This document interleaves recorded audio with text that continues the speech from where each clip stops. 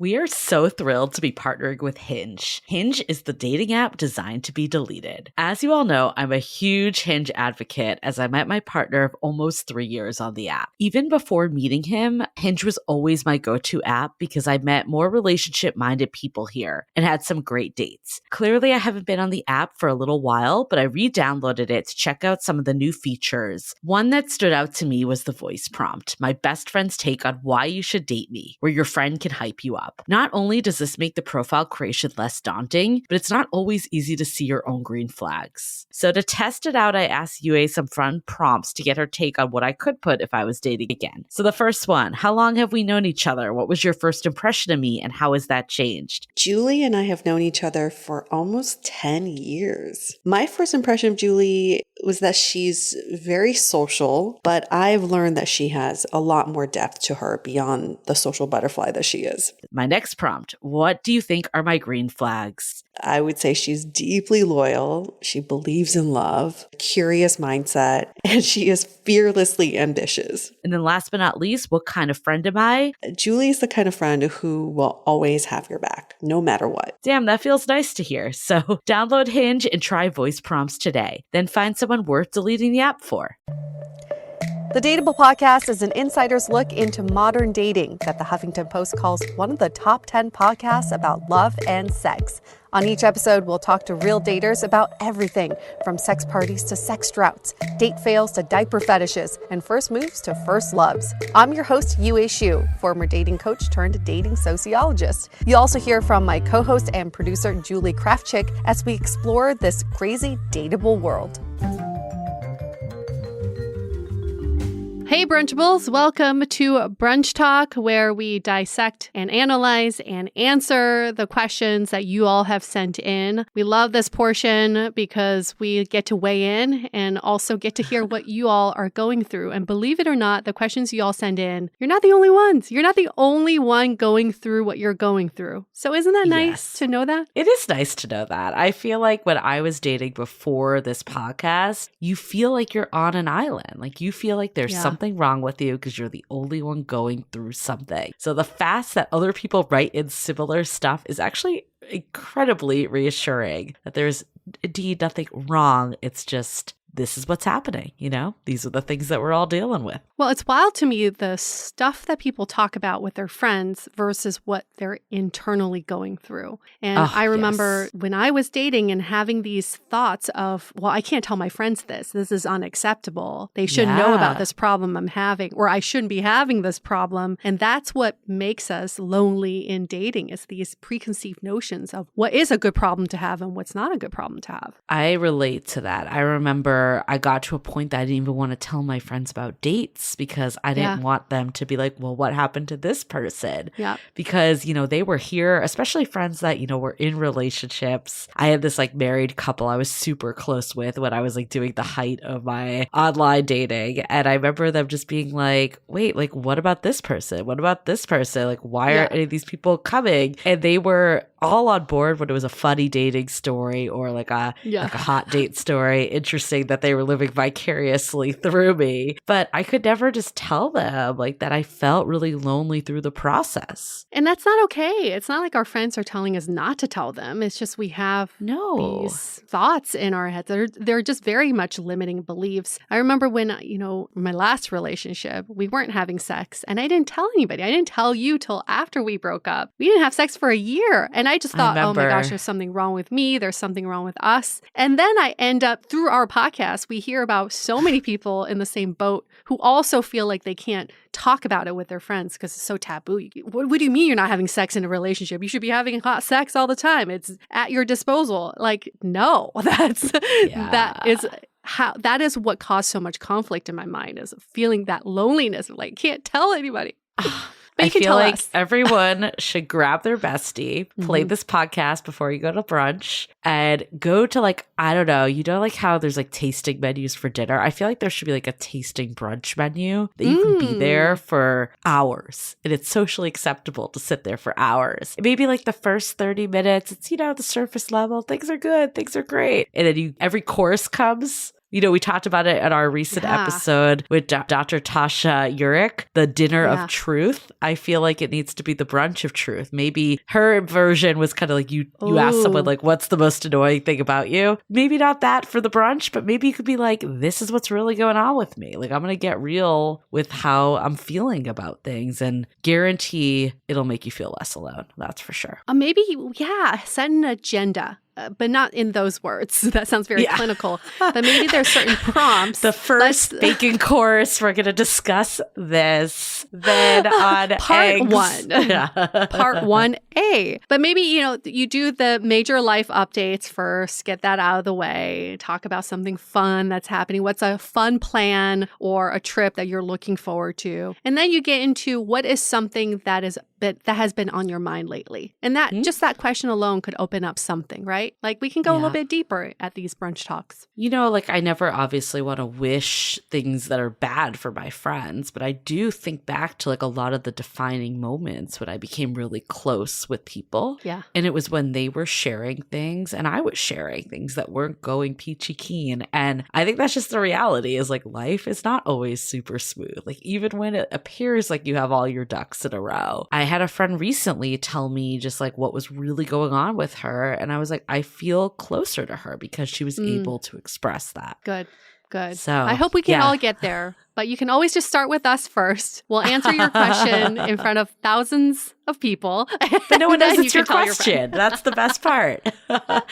But this is a good one today. I think a lot of people, we've heard many variations of this question over the years. We got a more specific example that we'll read, but we actually got multiple versions even sent to Brunch Talk of this. So we kind of paraphrased the general question and used one specific example to go off of, but very common thing we'll go into. And the question is, I'm having doubts about my current relationship, but I'm afraid of starting over. Whew. I've been there. The more context one that we'll read is, I've been dating someone for 2 years and I'd describe the relationship as good, but not great. We get along well enough, but our connection doesn't run deep, in my opinion. I've had this type of connection before with my ex, so I know what it could look like. My current partner is good on paper. There's nothing wrong with our relationship, but it feels like we're living separate lives and our talks only go surface level. I'm 37 years old, though, and afraid to start over, especially since I want to have children soon. I've already put 2 years in, so the thought of going on dating apps again feels intimidating. Should I just accept that I won't have the strong connection I once had, or should I go looking for it all? Yep, been there, done that, lived to tell about it. I think that is just such a real thought, especially when you're in your mid to late 30s. You start thinking the biological clock is really ticking for you, and the thought of starting over is fucking scary. When all your single friends are telling you about their dating app experiences, you're like, do I choose a loveless relationship or this bullshit that's happening? I don't know. It is really hard. And I think the ones where it's good but not great are exceptionally hard because I think when it's bad, it's obvious that you should end it. Like if you're not being treated well or there's some glaring issue that you're aware of. But when it's just, mediocre and everything's good on paper, that good on paper really traps you, doesn't it? That really gets you every single time. It makes it feel like you would be stupid to give this up, essentially. Yes. And I think that's what makes it really hard. But then at the end of the day, while, yes, it's hard to start over, no one's doubting that, this is your life we're talking about. Yeah. This is a long time to be with someone. So I feel like, we're so picky about, what shoes to buy and shit. Like, why wouldn't we want to be selective of who we end up with? I don't actually think it's about starting over. And I hope we can reframe that a little bit. Everything we do in life propels us forward. It's not about starting over. You're actually, if you were to break up today and you start dating tomorrow, it doesn't mean that you're starting from ground zero. It just means that you're starting a new chapter. So I think first and foremost, reframe that it's not about starting over. The second thought I have is I recently had a friend who told me that his grandma changed her career path when she was 50 years old. She wanted to be a lawyer. And by the time she graduated from law school, she was already in her mid-50s. And everybody was like, what are you doing? Like, isn't it too late for this? And her response was, I'm going to be old anyway. So why not do the thing that I want to do? And I feel that way about this situation too, is it's not about time lost. You're going to be aging anyway. Yeah. Why not be in 2 years from now? Wouldn't you rather be in a happy, healthy, fulfilling relationship, even maybe with your current partner, rather than where you are today? So I really believe it's not about starting over. It's about progressing forward. Yeah, there's a saying, you're not starting over, you're starting from experience. And I think that really holds true with this. It's so hard to know, like, can you make it with the current partner or can you not? And, every situation is different. I think I would personally look back on, like, was there ever this feeling of greatness in this relationship? Was it always kind of mediocre, or has something changed along the way that's caused it to? And I think that's really telling, because that helps you understand what you're starting with. What can you actually build on, opposed to, there's some relationships, like there's plenty of people I've met and even friends that just like it falls short. And probably as deep as we're going to get is what we are doing current day. Like that's just the reality, is that people click in different ways. So did you once have a connection that was deeper, or has it always been this way? And if it's always been this way, I think before throwing in the towel, like, is there ways that you can provoke it out? Like, I think, oftentimes we complain that we're not talking about deep things with people. Like, what conversations are you having? Like, are you able to, maybe there's something that you're really important for you to talk about, like some philosophy of life, or I don't know, what do you do? What do you define as deep? Everyone has different definitions of what a deep convo means. So maybe it's getting crystal clear of what that actually looks like for you. Like, what would a fulfilling partnership look like? Like, what are the types of conversations you have? What is kind of the balance of more like surface level fun versus more heartwarming, or I don't even know. Again, this is up to your definition to figure out what works for you. But getting clear on that and trying to initiate and seeing how this person shows up is so important to determine, is it that they don't have the capacity, or have we not been in that setting? The question to ask yourself before any action is taken is, did I try my best? Yeah. Did I try my best?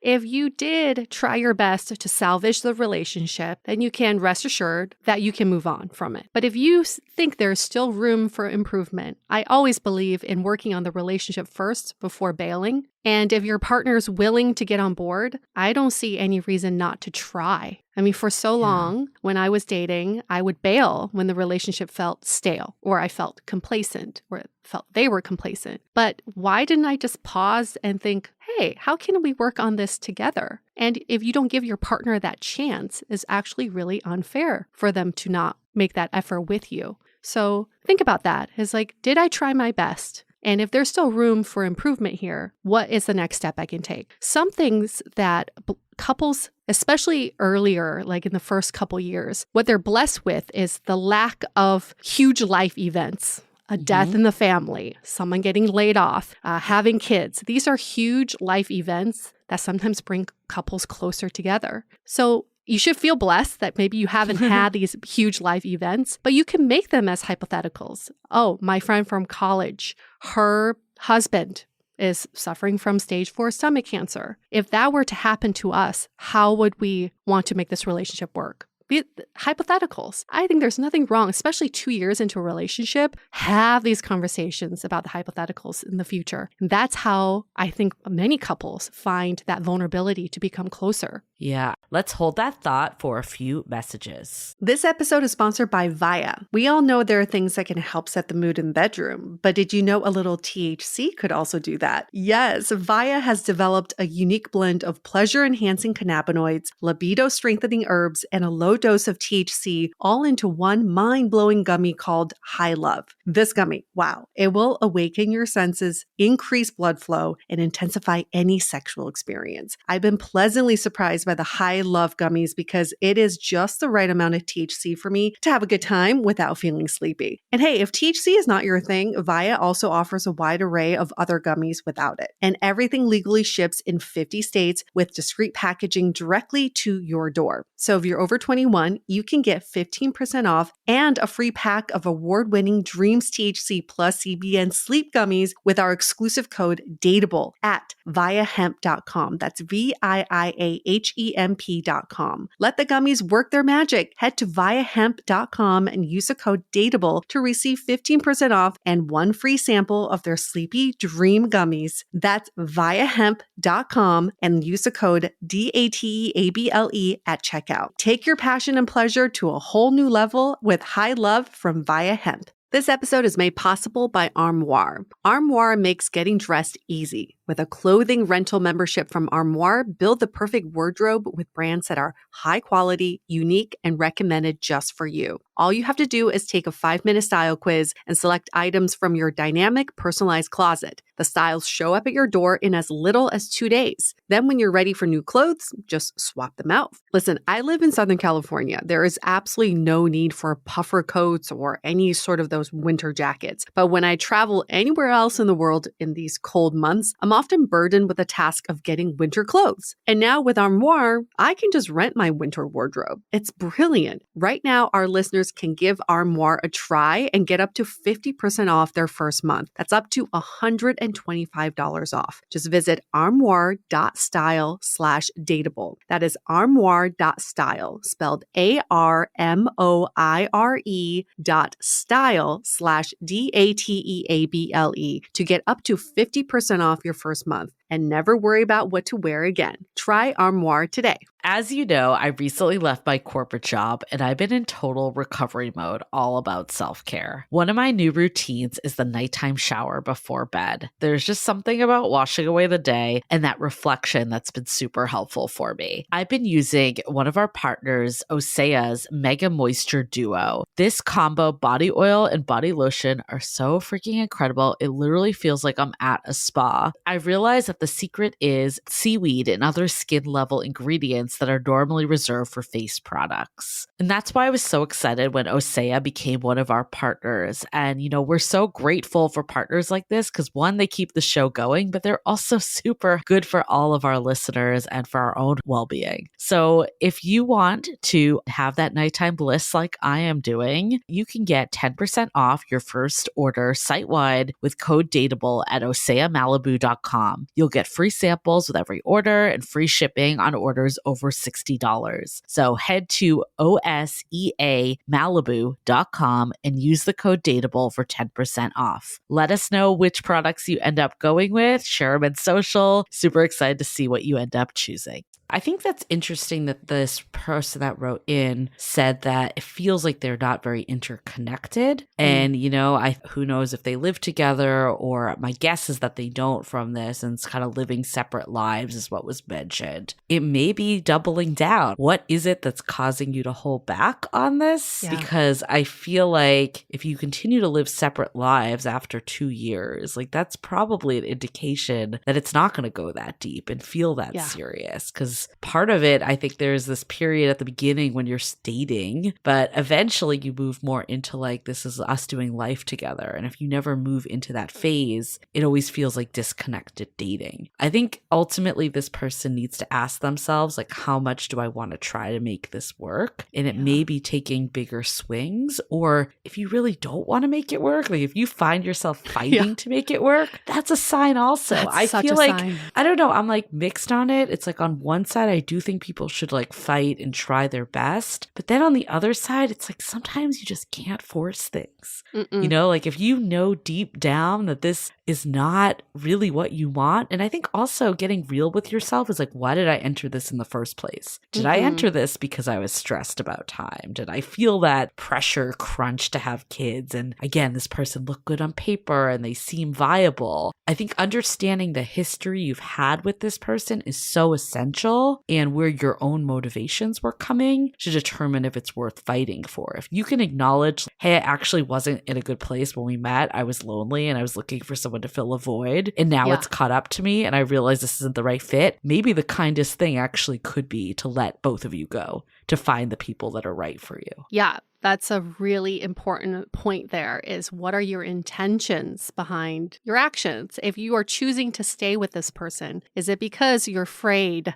Is it because of the fear of starting over, the fear of being lonely, the fear of being single? Or are you really thinking that you're just not happy in this relationship? I like to fight for relationships now that we've been doing so many seasons of Dateable, is I realize good relationships are made. They're not just packaged for you. So I believe in fighting for the relationship. But like Julie said, if you feel like you're forcing yourself and your heart is not in it, that's not a good sign that you're in the right relationship. Now, I would say professional help is always an option. Yeah. My ex and I went to couples counseling, and it was eye-opening for us to realize we were not right for each other. And that felt really good to break up that way, knowing that we did our best. We even got professional help. So if that is something you're considering, I highly, highly recommend it to have a third party just come in and help facilitate the conversation. I was going to ask you, like, looking back on it in retrospect, are you glad you really put in that work with your ex, or do you think that you might have been able to realize earlier that it just wasn't the right fit and all the work wouldn't have made it the right fit? I'm so glad. I'm so glad we made that effort because it showed that we weren't willing to waste any more time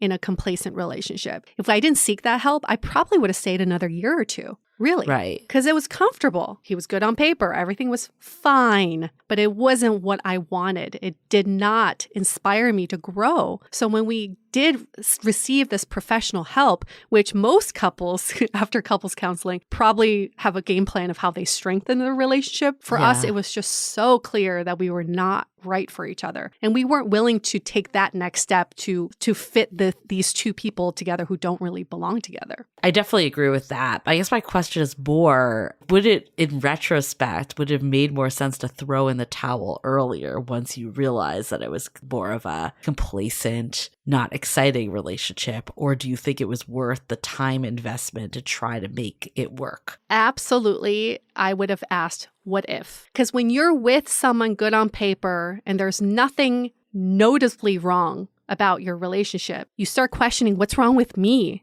Mm-hmm. Am I just not cut out for relationships? And I have been in bad situationships where I thought, oh, I got to hang on to this one because this one's stable. This one's for real, right? So you start thinking like, what if we were to break up early, what if we stayed together? What if we got married? So I'm glad we had a definitive from the heart, from the soul answer of like, no, we're not fucking right for each other. It's true. I don't know though. I'm like still mixed. Like if you know in your gut that you're not right for each other and you know that you've experienced something deeper in the past, I don't know if all the work in the world is going to make this person your person. All it might do is bring clarity that they're not your person. And I think there's an extreme benefit, like you were saying, of just knowing for sure I did what I could. I did it all, no regrets, and now I know for sure. I think that there's a lot of benefits of that. But I'm also wondering if like you do know to not be afraid of the other side, because I think that is what gets in people's way. And you know, like in my opinion, I feel like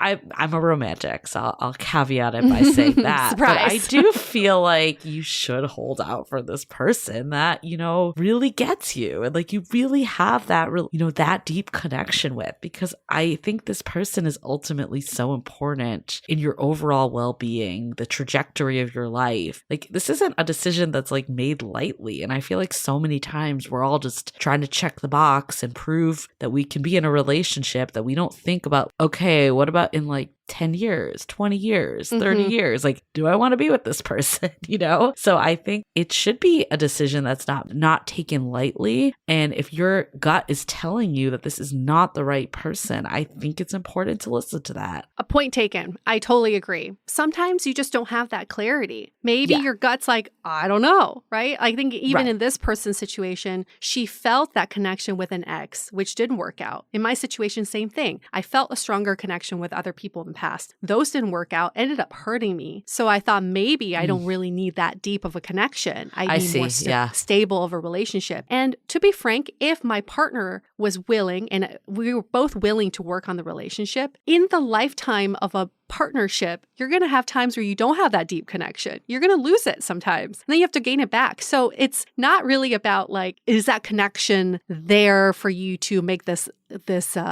intuitive decision? I think it's like, it's about two people. Are they willing to even work on getting that connection back? Yeah. No, I mean, I think that's a big piece of it. And I agree that like there's going to be times in every relationship that you might feel more or less connected to someone, but I do believe it had to be there at some point. And if it was never there at some point, that's a big difference than if it's in a phase that you're not connecting. I think you can work through a phase. You can't work through that this is just the way you two connect. Not every person you're going to just be able to talk for hours with. That's just the reality. Yeah, I mean, that's so true. If the reason for getting together in the first place was because I've heard this, I should be with someone like this. Yeah. I should be in a stable relationship like this without saying I actually really like this person. That's a huge red flag. That does not provide a good foundation. It's hard though, because like what you're saying, and I totally hear this, and I feel like in my current partnership, I had similar feeling of, I've been with these people that aren't stable. I've been with these people that aren't consistent. So you're looking for that quality, and that is a good quality. That's not a bad quality whatsoever, but it can't be the only quality. And I think that's what ends up happening is we overemphasize the things that we didn't have in the past. Like this person said they've had this connection before, so maybe they've gone too far. And I'm just saying this observing your relationship, Yue. I feel like you overcompensated, but now your current partner is more equilibrium. Like you had to go to the far end to now come back to someone that's still stable, still consistent, but you have that like oomph with,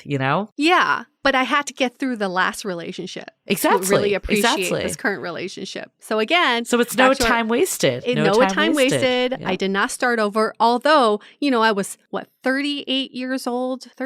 Was I 38? I can't remember. I think you were 37. 37 years old, single, thinking I just got out of this 2-year relationship. What am I doing? I was back on the apps, but I was not active at all. I truly felt like, here we go. But my idea of starting over was just starting over with a fresh mindset, not having expectations. And then 6 months later, I reconnect with my current partner. During those 6 months, I only went on 2 dates. Yeah. I only went on 2 dates. I didn't swipe that much. I was just not in that mindset of being date after date. That kind of starting over felt completely different than the last time I was single. Totally. I really think that's what opened me up to welcome the current partner into my life. I agree. I think when I started over after my last ex, it was very different the way I approached dating. I was also not serial dating. Yeah. Like I was just more open to different aspects and focusing on different qualities. So like what we've said, it's starting from experience. Whatever happens with this 2-year relationship, it was not a waste of time. There's probably a lot that you hopefully, on one side you can work through it. If it's not the right fit, then I think that's also a benefit. Like you said, it took realizing that it wasn't the right fit to know like, okay, I still want these qualities, but this is what was missing. And that's what can help guide me to finding that person that actually is everything I'm looking for. And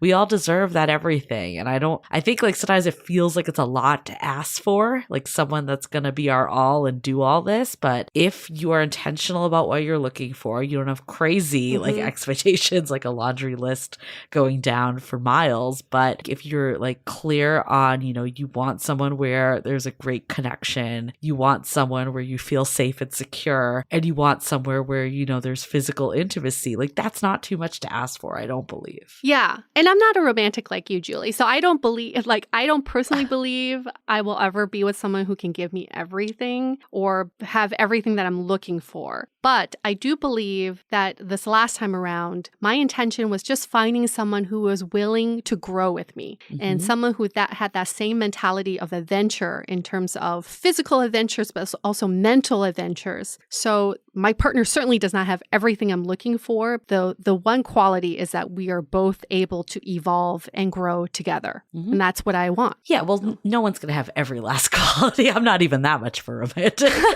But I think it's defining what qualities really ultimately matter to you is a big piece of it. But I think what I'm really gathering from this conversation is every situation is going to have nuance. the more you can understand and know your own situation, your own motives, your own reasoning, and decide, like, is this something we're both going to try to like fight for? And I don't even like the word fight for, but like try to make work, essentially. Try to make it work. And at least we know we gave it our all. Or again, if we one or both of us feel like it's not worth fighting for or worth trying, then we have our answer also. And again, not starting over, starting from experience. This is all going to help you in the long term. We all have these arbitrary timelines and days of all this stuff, but modern medicine and technology, like, you could have babies later in life too. It's going to be okay. I think the worst thing is to just feel the pressure and just do something out of pressure, not because that's what you really want.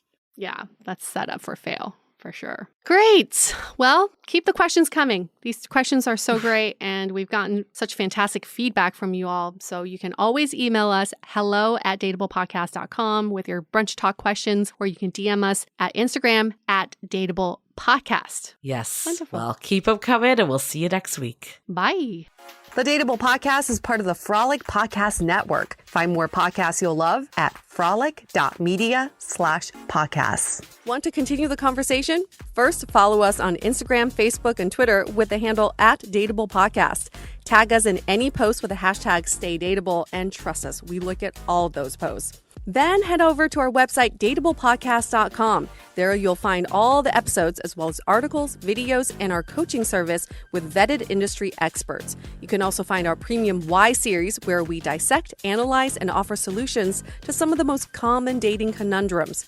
We're also downloadable for free on Spotify, Apple Podcasts, Google Play, Overcast, Stitcher Radio, and other podcast platforms. Your feedback is valuable to us, so don't forget to leave us a review. And most importantly, remember to stay dateable.